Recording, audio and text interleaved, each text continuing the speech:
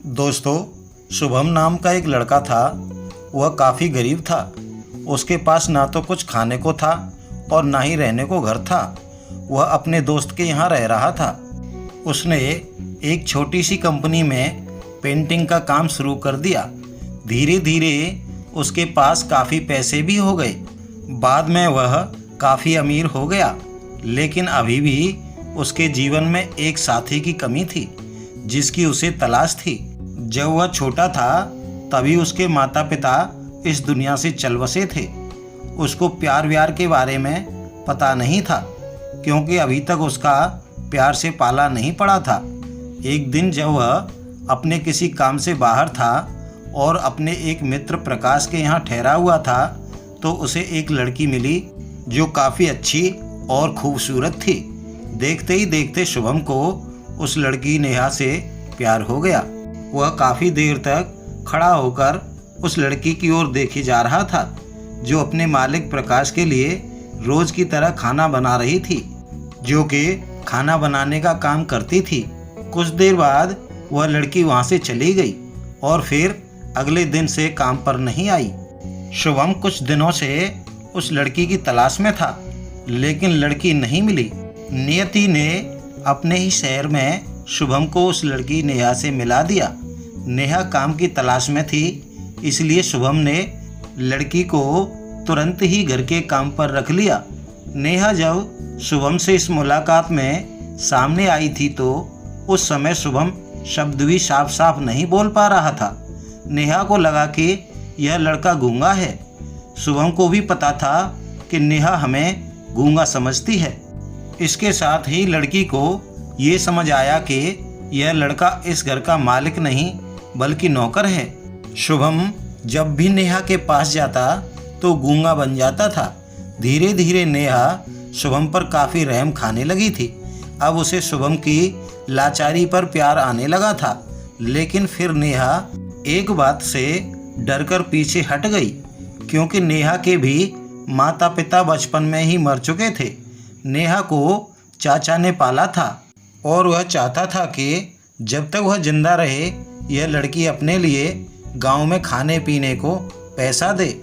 लेकिन जब प्यार होता है तो रोकने की लाख कोशिशों के बावजूद बेकाबू कर ही देता है।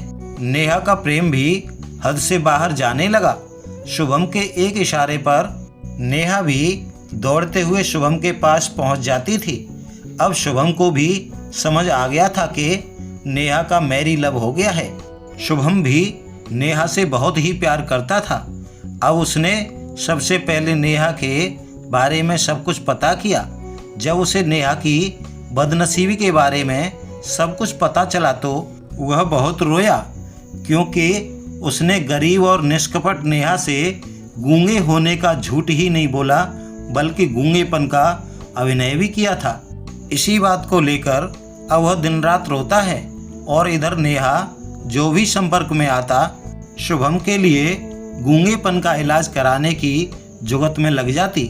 एक दिन सुबह ही नेहा को पता चला कि शुभम हॉस्पिटल में भर्ती है, तो नेहा दौड़ते हुए हॉस्पिटल पहुंची। हॉस्पिटल पहुंचने पर उसने देखा कि शुभम हॉस्पिटल के बिस्तर पर पड़ा है, तो उसके आसपास काफ़ी मशीनें लगी थीं। नेहा जब डॉक्टर के पास गई तो डॉक्टर ने उसे बताया कि लड़का अब बोल नहीं पाएगा। उसने अपनी जीभ काटने की कोशिश की है। इसके साथ ही डॉक्टर ने नेहा को एक पत्र पकड़ा दिया जो शुभम ने लिखा था। उस पत्र में लिखा था, प्रिय नेहा, मैं एक बहुत धनी लड़का हूँ। जिसके घर में तुम काम करती हो उस घर का मालिक मैं ही हूँ। लेकिन नेहा, आज मुझे एहसास हुआ कि मैंने एक सीधी सरल देवी जैसी लड़की से बहुत बड़ा झूठ बोला है, उसके साथ छल किया है और मैं गूंगा नहीं हूँ। अब इस झूठ का प्रायश्चित करने के लिए मैं ऐसा काम करने जा रहा हूँ। इसके साथ ही तुम मेरे घर से मेरे मैनेजर से पैसे लेकर अपने चाचा को दे देना और एक नई ज़िंदगी की शुरुआत करना। अगर हो सके तो मुझे माफ़ कर देना। इस पत्र के पढ़ने के बाद उस लड़की की आंखें भर आईं।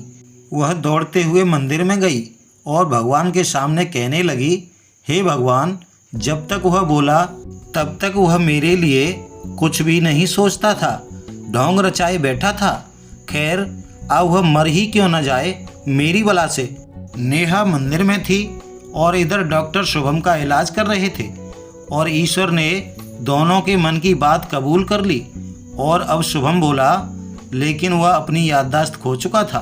अब उसे कुछ भी याद नहीं था। अब इसके बाद नेहा ने शुभम की याददाश्त लाने के लिए काफ़ी कुछ किया, लेकिन याददाश्त नहीं आ सकी। दोस्तों, प्यार की नींव अगर झूठ पर रखी जाए तो वह गिर ही जाती है, और यही शुभम के साथ हुआ। दोस्तों, कहानी अच्छी लगी हो और लाइक ना की हो तो लाइक कर दीजिए। मिलते हैं अगली कहानी के साथ, तब तक के लिए आप सभी को प्यार भरा नमस्कार।